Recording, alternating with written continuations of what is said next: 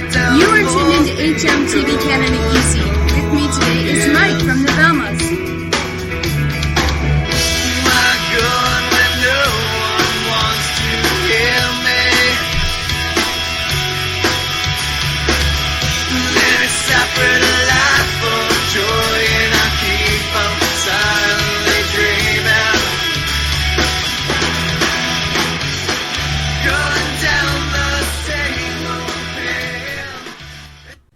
Hi Mike, welcome. Hi, how are you? Sorry. Good. The Velmas hair band Fist Fight 14 is rad funny. A tough one to pick though. Kip Winger and Gene Simmons are both excellent musicians. Did you know Gene Simmons is starting his own record label in Toronto, and he calls the Toronto's music scene the New England? I heard a little bit about that. I don't know much about it, but I do know that he's starting a label of some sort. So if you have any pull with Gene, give him my name. He's got his hands full in the Toronto area. There's a ton of indie bands, so it's going to be tough picking and choosing. Yeah, I bet. Oh yes. I really dig your Lionel Richie cover and your song tracks. Tell Her I Love Her, Turning, Would It Matter has that southern rock twist in it. And past 10 songs, these deal with a lot of relationship on a more modern level. Right. Yeah, that's what I found, because it's not a hopeless romantic level. It's more of what like a teenager and kids are into today that I've noticed. Thank you. Yeah. In the band, in the Velmas, all three of us are songwriters. So you named songs by each of us there. So that's great to hear that people are identifying with all three of our points of view and all three of our approaches to songwriting. So thank you. Yeah, I've noticed that a lot of the relationships and a lot of the issues are dealing with what today's younger ones start out in relationships. Because I know they're different than what my parents were, or what I started out as, 20 years ago, being married. The scene today for kids is totally different, especially when they're coming out of high school. Yeah, well, we're all out of high school, so I can't speak to that. But yeah, it definitely seems like today is certainly a different world, even from when we graduated. Everybody's got cell phones, and it's all about Facebook and MySpace, and it seems almost like real personal communication has kind of gone the way of the dodo. It's kind of bizarre. Yeah, it's more like a networking thing. What inspires or motivates the band members to come up with these timeless, heartfelt lyrics? Thank you. What inspires them? I mean, I can't speak for Bruce or Figaro, who are our drummer and bass player, respectively, who are some of the songs. But the songs that I've written, a lot of things can influence them. I mean, mostly it's my life and things that I'm experiencing or things that I'm seeing. I try to write stuff from a personal point of view. I've had a couple songs where I've myself aside and tried to write, from another person's point of view. But that's tough. That's tougher for me to do because I know myself better than anybody else. So that's kind of the way I approach stuff. Yeah, it's hard, especially if you're trying to write from another person's point of view. It's really hard to really think what they're feeling inside, and really, you can't be a mind reader. Sure. I understand that both you, Todd, and Michael all write the lyrics and sing. I think this is what makes the Velmas stand out from the rest of the bands out there in the music scene. I guess it's a team effort on your part and one of your huge successes. Thank you. So as a collaborative unit, everybody writes the songs together? Well, actually, we've got one song, which leads me into what I was hoping you'd bring up. We have a couple of digital singles that City Canyons Records, our label, is going to be releasing this winter that were 2 tracks. One's called Playground and one's called Wait, both of which were recorded around the time that the same sessions that we recorded for our last album, Station. But when we recorded 15 songs, so we had more than enough for the album, so we picked a couple and went, picked a couple off and went with the album. So those 2 songs, one of them is actually the first legitimate Velmas co-write, where all 3 of us actually contributed a part of the song, and Bruce and I came up with the lyrics together. He came up with a little bit, I came up with a little bit, and we kind of finished it together. And the music, each one of us, I think, the verses I kind of wrote, although Stig wrote the bass part, obviously, and then the bridge, all 3 of us came together, and Bruce had the chorus. So maybe it was a little different. This was a couple of years ago that we wrote the song now, but it was kind of neat. It was the first time we've ever done that, where usually all 3 of us kind of write songs, and we'll come to rehearsal and either have a CD of a demo that we've recorded and play for the guys, or we'll just show up and be like, all right, here's the chord change, this, I want the chorus to go like this, and we'll just kind of jam on it and see what happens, and see what comes out of each other. So the way the songs on Station were written was more of that kind of stuff, where we all approached the band with a song, and there would be little tweaks here and there where we'd hear the song and say, what about this, or can we try this? And the harmonies, we'd all come up with harmonies on the spot kind of and see what gels. So that's how we generally approached it. But going forward, we like I said, we have that one song that was an actual co-write, and we're kind of excited about that. So we're looking to try to do more than that, but it's tough because we all don't live in the same place. And Bruce lives like an hour from here, and I think Fig is probably about 25-30 minutes from me, and they're closer to each other, but not, it's kind of like a big triangle. So whenever we get together to rehearse, we're more about learning tunes that we've already written or going over stuff to make sure we know some of our old songs from our first album. So it's a challenge. It's a good word. There you go. So on a regular rehearsal, is the Velmas party animals? No, not at all. We like to get down to business. We walk into the basement, we'll talk, catch up if we haven't seen each other in a while, and then we'll get down to it. We'll pick out a song and run through it, and we'll pick each other apart. And we'll be like, first, what was that? What'd you do over there? You suck. And then bigger, we'll pick each other apart, which is good because that way, when we do it live, nobody's messing up. Ideally, that's the whole point. So yeah, but we get down to business. We have a good time, but we make sure we make some progress. How does your album Station differ from your previous album releases, and do you think it's more mature in style and lyrics? Well, the songwriting, I don't know, the songs were written, obviously a couple of years later, and we're all a little bit older and a little wiser, hopefully. Well, let me think. I don't know if we approached the songwriting any differently. We didn't set out and say, okay, now we're going to do this, or now we're going to do that. I think we just kind of had whatever songs we'd written at the time, and we went through what we'd all written and picked the best ones that we thought that we all liked the best, that would be the best songs to do.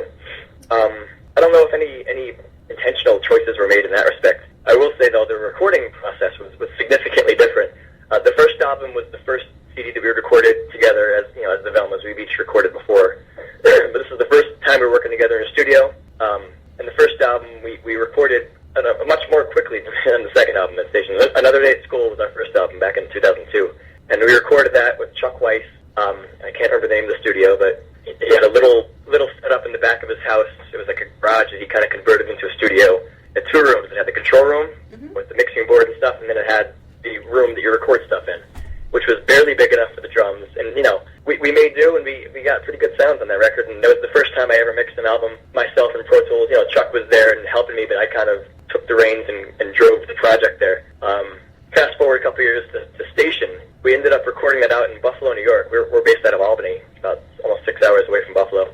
So we went out to Buffalo, New York, and Robbie Takic, the bass player from the Goo Goo Dolls, a friend of ours knew him and got us into his studio. He has a recording studio out there called Chameleon West, although I think they might have renamed it since then.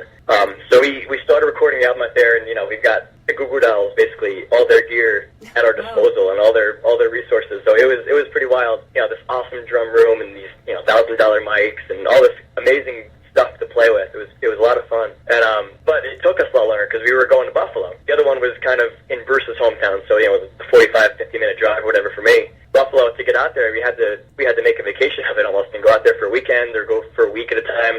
And halfway through the recording of that, or maybe a quarter of the way through the recording of Station, the guy who was producing and engineering us, guy Mark Hunt, he was also responsible for doing pre-production for the new Goo Goo Dolls album at the time. This was about 2005 or so as we were recording. So for about 6 months, we couldn't work on our album because our engineer was busy doing pre-production on the new Goo Goo Dolls album, which was kind of a cool thing to be put aside for. But at the same time, we're sitting here with a half-recorded album, and we're like itching to go and make music. So that was a little frustrating. But we got back in the studio and worked with Mark and a couple other guys out there, and that album, recording-wise, the first album. I'm blabbering here, but I like talking about this stuff. The first album, we made a sort of conscious decision to do an album that would sound kind of like how we sound live. I didn't want to get too carried over dubs, and we didn't have any keyboards or anything like that. We just, straight ahead rock. I doubled the guitars, and that was pretty much the only production thing we did. We got good sounds and all, but we didn't really do stuff that we couldn't reproduce as a 3-piece live. With Station, I made the decision, at least for myself and the guitars, that I want to record for the songs. I want to do what the songs to me want to have done to them. So we laid down the guitar tracks. I threw an acoustic down with an electric, some overdubs. We did some keyboards in that album. Had some string parts on there. So we spent a lot more time on post-production on that album and production on that album than on the first one. And we were a lot more meticulous and made sure we got really what we wanted out of it. Whereas the first one, we just wanted to get the album out there and have our music be heard. And not that we rushed it, but we definitely spent more time on Station. You said you had an engineer, so who helped in recording, mixing, and mastering all your music production? For Station or for the first album? For Station. For Station, well, the co-producer, he and I co-produced this guy, his name is Mark Hunt. He was the engineer for most of the sessions. There were two other guys we worked with. His name is Ed, and I don't know his last name, and a guy named Mike, who I don't know his last name. But they, when Mark was unavailable a couple times, they would fill in for him and engineer, set up microphones, and hit record basically, and make some decisions as far as microphone placement and all that kind of stuff. But when it came to mixing, we got back with Mark mostly. And Mark, we told him the drum sound we wanted, we told him the guitar sound we wanted, we played him some samples of CDs we liked, and he just got those sounds for us. So I was kind of, I don't know what the correct term for it is, but I like, the executive producer, maybe something like that. I was kind of I want this to sound like that, and Mark was, okay, how about this? And 9 times out of 10, or 9.5 times out of 10, he got it just exactly what we wanted. So this guy, Mark, if anybody could work with this guy, real good. He's got real good ears. You've got 3 albums out. Station came out, was released in 2006. Recess is a double EP that was released in 2004. And Another Day at School was released in 2002. Are these albums available to buy at City Canyon Records as well? I'm not sure about the first 2 albums. I know Station is available at citycanyons.com. Okay. Our first 2 albums, if you emailed them, I'm sure we could work it out with them. I'm not sure. The way we worked it so far was that, Station was our City Canyons debut, was our first album recorded with them, and that's the one that they took care of. And going forward, we have these digital singles coming out this winter, sometime in January, hopefully. I think they told us. So those will be out via City Canyons. The first 2 albums so far are still available, via cdbaby.com, via iTunes, via Amazon. There's a whole bunch of ways you can get the first 2 albums, but I don't know if you can get them through City Canyons. The first 2 albums that you produced, were they also based on relationships and social issues? Let me think. Yeah, but mostly, actually, I remember in the liner notes from Another Day at School, our first CD, we thanked all of our ex-girlfriends.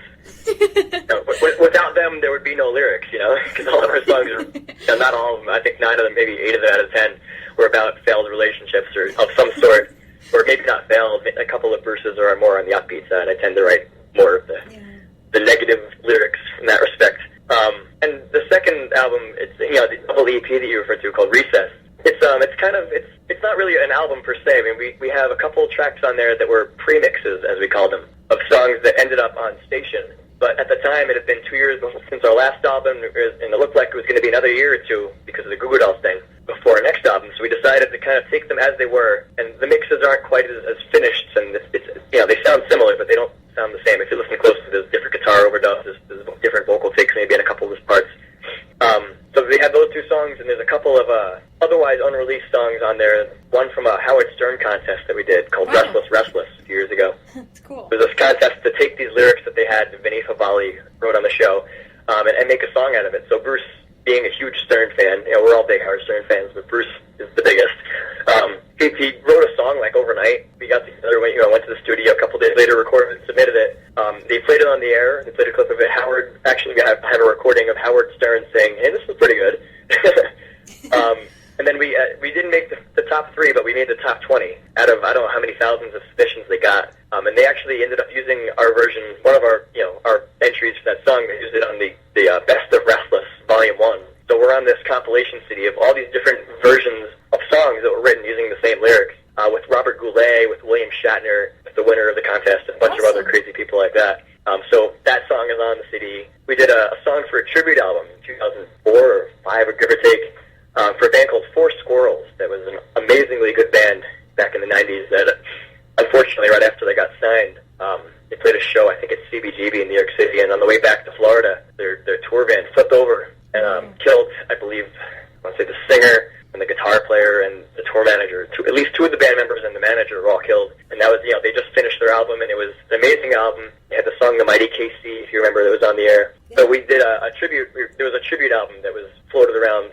We submitted a song for it, and then funding got dropped, and I don't know what happened, but they never ended up releasing this. So we had that song recorded, so we threw that on there. And then we had a live show that we recorded at a girls' school, a private Catholic girls' school. We recorded the show, and we didn't even mean to record it. The guy who was doing sound for us had just gotten a new recording rig and wanted to test it out. So we're like, all right, that's cool. So he recorded it, and it sounded really good. So I ended up taking the tracks from that and mixing it and making it sound good. And we threw, I think, 6 tracks from that show on the EP, 5 of which were from our first album, plus a crazy live cover of Scooby-Doo's theme song. It's taken off on iTunes. It's silly. We've sold a lot of copies of Scooby-Doo on iTunes, which is really cool. Your bio states that your sound is influenced by old school and modern punk, reggae, rock, and, well, who are your favorite artists? Well, if you ask each of us, you get a different answer. My answer, because I can't speak for Todd or Bruce as well, is favorite band of all time, easily the Beatles. Second, goes back and forth depending on the day, would be either Nirvana or Typo Negative. Huge fan of Typo Negative and have loved Nirvana ever since 1991 when I first heard Teen Spirit. Other than that, basically the whole grunge genre I was a big fan of, Soundgarden, Hole, Screaming Trees, that whole scene was awesome. Smashing Pumpkins, Days Anew, all the second-tier grunge bands, if you will, Bush, Silverchair, Veruca Salt. Lately I've been listening to a lot of Guster, Bare Naked Ladies, The Shins, a little more kind of pop stuff. The last couple of years I've discovered it was just kind of cool. And then even before all that, growing up, I listened to a lot of classical. I played violin in middle school and through high school, so I was big fan of Bach and Handel and stuff like that. So, that's kind of where I come from. And the talking points that Bruce and Fig always say, what they listen to, I don't know how accurate this is today, but I know Bruce will never have any band loom larger in his life than Kiss. He's a huge Kiss fan. he eats, sleeps, and breathes Kiss. He's got all the dolls, he's got all the posters, he's got the stand-up figures in his basement. He's a mess. And he loves, I think he actually played a show live with Shania Twain. He was a drummer on stage, an additional percussion player in one of her tours, which was kind of cool. He's big into country stuff. He also writes some country stuff on the side, too. And Fig, and both these guys actually are big 80s fans. I mean, you mentioned that Hairband Fist Fight video. Both those guys are endless fonts of knowledge about 80s hair metal and bits of trivia that you wouldn't believe. That these guys just know every musician who's been in every band. It's crazy. So he's also, he listens to, I think, he said Sublime, Primus. He likes Victor Wooten a lot. So I don't know who else he listens to, but he likes the jazz stuff too. Both those guys are into jazz also. I really dig your video, Tell Her I Love Her. Where on location was this video filmed? And will you be producing more videos like this one for your soundtracks? Well, it was recorded. Thank you, first of all. I mean, that's our first music video that any of us were involved in, the Velmas or not, which is so. It was a lot of fun for us to put that together. There's a bar in Albany, a club in Albany called the Bayou Cafe, and they've been real good to us over the years, and we played there a whole bunch of times, and there's always a great crowd at the Bayou. So when we put the video together, we thought, what better place to have some live footage shots at the Bayou. And of course, the owner, Ralph, thought it was a great idea. He's going to have his bar in the video. So we got there, and we found the lead actress, Amanda, who plays Bruce's, hopeful love interest, who, should he tell her he loves her, And, we a whole bunch of extras who came to the show that night, and Bruce had a script put together. It was a lot of fun. We definitely want to do another video. We need to talk to City Canyons about that and see what that's all about. But, we would absolutely love to. And the guy who shot it, Phil Schuyler, did a great job of editing it and putting it together and kind of, taking what we were describing to him and making it so. He did a really good job putting it together. So, everybody should check it out. It's on YouTube. You can get to it off our website, thevelmas.com. So check it out. Are you working on new material at the moment, or are you going to come out with another CD in 2009, or just concentrating on tours currently? Well, right now, I'm sick, so we actually had to cancel a show last week. But the plan for 2009 is sort of relatively vague. I do know that we have those two singles that are going to be out in January or so. As far as new material, we're all writing songs. I know Bruce has played us a couple of demos. I've got a ton of stuff. I've got a Pro Tools rig at my house that I've been recording demos for a few years now, and just, 30 or 40 songs I've written in the last couple of years. So I've got a lot of material. Oh my God. I've actually started a solo album because, the Velmas City Canyons has a bunch of bands on it, and there's, each one of them has a release in order and all that kind of stuff. So we're on the list somewhere, but we're not on the list for the next few months.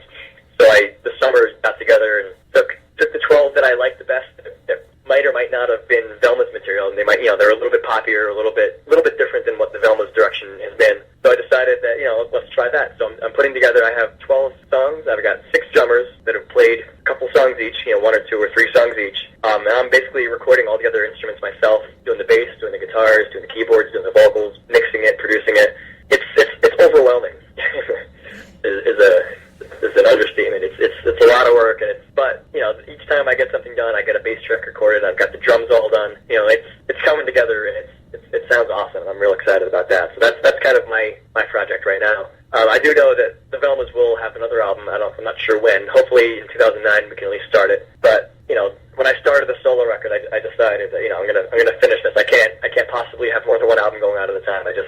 There are not enough hours in the day, and I don't have enough sanity to be working on more than one album at a time. So once that's finished, then hopefully we'll start pushing and getting the Velmas so we have all the songs we want and be ready to record. How has the turnout of fans been at your last live performances in New York? Did you manage to sell lots of CDs and merchandise? Down in New York City? Yes. I'm trying to think what our last show down there was. It's been a while. It's been a few months. I can't think of the name of the place. I can picture it. It was right by the Williamsburg Bridge.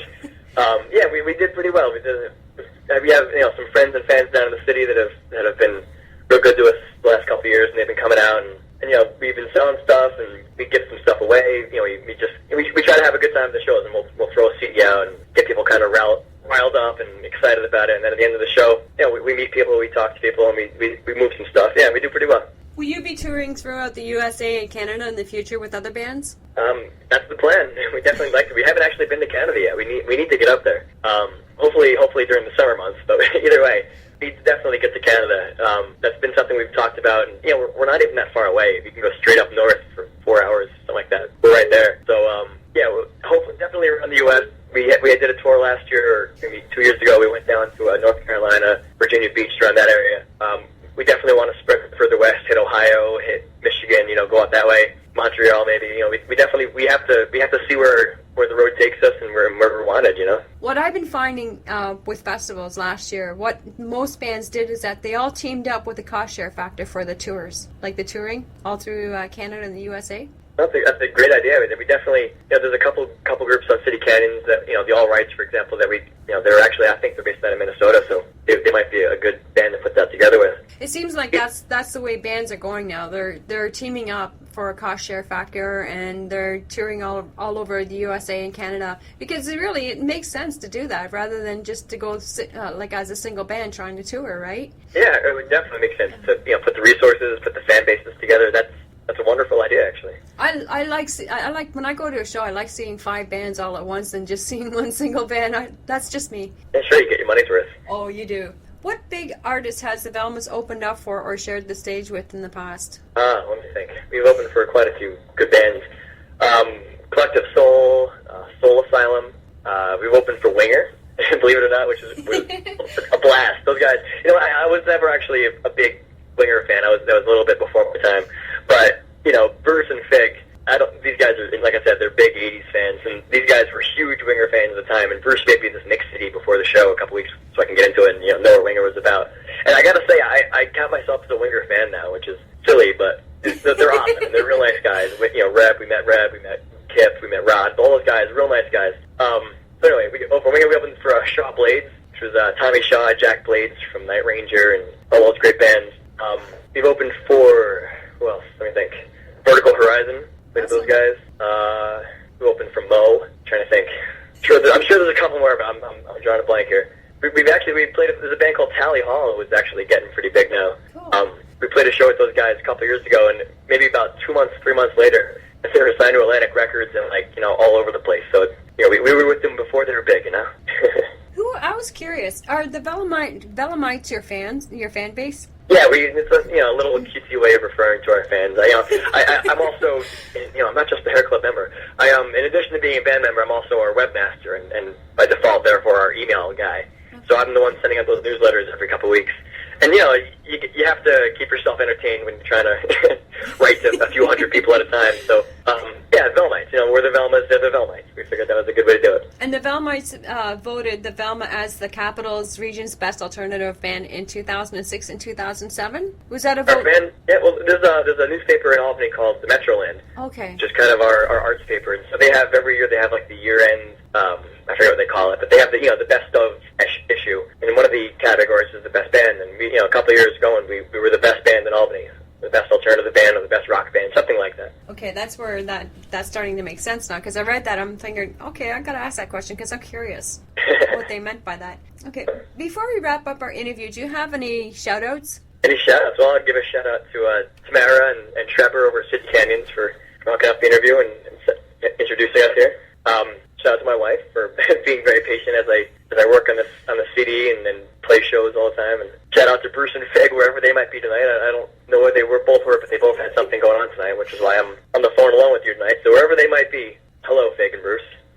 Yeah, and tell them next time they got to take along and like let's get all three guys on. Absolutely, yeah. Oh yeah, we're gonna have a party then. Wait. Can you plug in your main web address and your MySpace page? Sure. A website, which is built by yours truly, so please check it out, www.thevelmas.com.